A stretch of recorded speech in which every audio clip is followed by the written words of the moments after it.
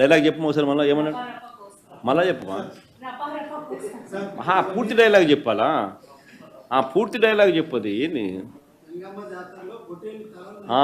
మళ్ళీ కొంచెం మైక్ తీసుకొని చెప్పు బాగా బాగా వినపడుతుంది నాకు ఏం జాతరలో మళ్ళీ చెప్పు గంగమ్మ జాతరలో పొట్టేళ్ళ తలకాయలు కోసినట్టు రప్ప రప్ప రప్ప రప్ప ఏంది రపా రప రపా రప నరికేస్తాం. అదే ఒక పోస్టరా?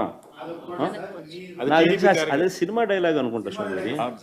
Yeah cinema dialogue? Pushpa 2 sir. Pushpa cinema dialogue అది.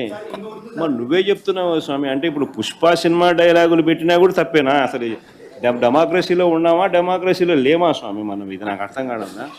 అంటే పుష్ప సినిమా డైలాగులు పెట్టినా తప్పే, పుష్ప ఫోటోలు పెట్టినా తప్పే, గడ్డ మిట్టనే తప్పే, గడ్డ మిట్టనే తప్పే. ఏంది స్వామి ఇది? ఏ ప్రపంచంలో ఉన్నాము? ఇదంతా డెమోక్రసీలో ఉన్నామా డెమోక్రసీలో లేమా? ఎక్కడైనా రైతులు కానీ ఎవరైనా పొరపాటున ఆత్మహత్య చేసుకుంటే దాన్ని అంతా కూడా ప్రభుత్వానికి పంపుతా ఉన్నావు. అది ప్రభుత్వం చేసే హత్యలుగా చిత్రీకరిస్తూ ఉన్నావు. నీ సొంత బాబాయిని హత్య చేయించి ఆ నేరాన్ని మాఫీ చేసుకోవడం కోసం నువ్వు పడుతున్న తిప్పలన్నీ మనం చూస్తూ ఉన్నాం.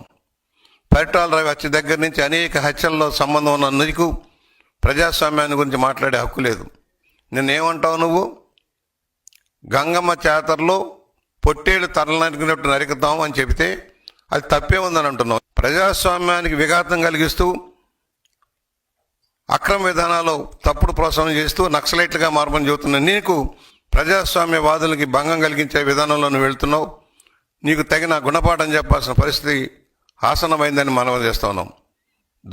ఆ దోపిడీ డబ్బుతో విచ్చలవిడిగా ఖర్చు పెట్టి న్యాయ వ్యవస్థను కూడా దెబ్బతీసేలాగా కార్యక్రమాలు చేసిన విధానాన్ని మేము మర్చిపోలేదు. ఇవాళ నువ్వు ఎక్కడికి వెళ్ళినా ఏదో ఒక అలజడి సృష్టించడం. నువ్వు అనంతపూర్ వెళ్ళినా, రాప్తాడు వెళ్ళినా, తెనాలి వెళ్ళినా ప్రతి చోట నువ్వు చేసే అరాచకం. పొగాకు రైతుల పరామర్శతో వెళ్ళావు. నేను అడుగుతాను, నువ్వేం చేసావు రైతులకి? 5 సంవత్సరాల్లో రైతు సంక్షేమం పట్టించుకున్నావా? నీటిపారుదల రంగాన్ని అభివృద్ధి చేసావా? 10 లక్షల కోట్లు అప్పు తెచ్చిన నువ్వు దోచుకున్నావే కానీ ఏం చేసావని? రైతులను ఎక్కడ ఆదుకున్నావు? పంటలకు గిట్టుబాటు ధర ఇప్పించావా? కొన్న ధాన్యానికి డబ్బులు ఇప్పించావా? ఏమీ లేదు కదా. సంక్షేమం మేము ముసుగులో దోపిడీ చేసావు. కనీసం దళితులకి, బలహీన వర్గాలకి, మైనార్టీలు అనేక వర్గాలకి ఇస్తున్న సెల్ఫ్ ఫైనాన్స్ స్కీములన్నా ఇంప్లిమెంట్ చేసావా నువ్వు? అన్ని రంగాల్ని భ్రష్టు పట్టించావు. ఇవాళ అర్జెంటుగా అధికారంలోకి రావడం కోసం నీ రౌడీ మూకల్ని ఎంటేసుకొని కార్యక్రమాలు చేస్తున్నావు. నీ ఆటలు సాగనీయం. ఇక ఇదే విధానం కొనసాగితే రాబోయే రోజుల్లో నిన్ను ఎక్కడ కట్టడి చేయాలో, ఎలా చేయాలో మాకు తెలుసు.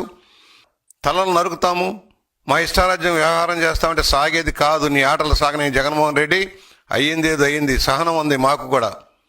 చాలా ఓపికగా ఉన్నాం.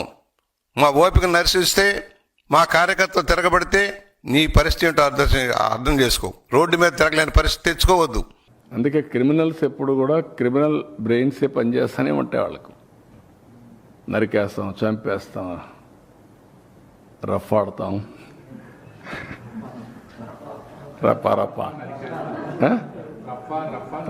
రఫా నరికేస్తాం. ఇలాంటి గంగ జాతరలో బలి ఇచ్చేస్తాం. ఒక గంగమ్మ జాతర కాదు, గంగమ్మ ఎవ్రీవేర్ ఉంటుంది, తిరుపతే కాదు. ఆ గంగమ్మ జాతరలో పొట్టేళ్ళు నరకడం అలవాటు. ఏ ఊరికి ఆ ఊరు ఇది ఇస్తారు, బలిస్తారు, పశువులు బలిస్తూ ఉంటారు. అది ఇప్పుడు మాట్లాడే పరిస్థితి. ఊర్లో గ్రామ దేవతలు కూడా ఇచ్చేవాళ్ళు ఒకప్పుడు. ఒక ఊర్లో గ్రామ దేవత ఉంటే శక్తిని బట్టి ఒక పొట్టేల్ని బలిచ్చేవాళ్ళు.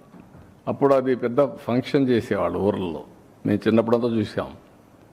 ఇంటికి ప్రతి ఒక్కడు పెంచేవాడు ఒక దాన్ని, ఒక పొట్టేలు పెంచేవాళ్ళు, కొనేవాళ్ళు. కొని దాన్ని బలిచ్చి అక్కడి నుంచి దాన్ని ఇచ్చేసేవాళ్ళు. అట్లా ఏరియాస్. 2029లో వైఎస్ఆర్సీపీ వచ్చిన వెంటనే గంగమ్మ తల్లి జాతరలో వేట తలలు నరికినట్టు రపా నరుకుతాం ఒక్కొక్కడిని. ఇది అంటే ఇలాంటి పదాలు కార్యకర్తలు ఉపయోగిస్తున్నారంటే నాయకుడు ఉపయోగిస్తున్నాడు కాబట్టే కదా. సినిమాలు చూపిస్తాం, సినిమా తాట తీస్తాం, సినిమాలు అంటే ఎలా ఉంటాయో చూస్తాం, ఇలాంటి పదాలు ఉపయోగిస్తున్నాడంటే ఏంటి పరిస్థితి? ఏం పర్లేదు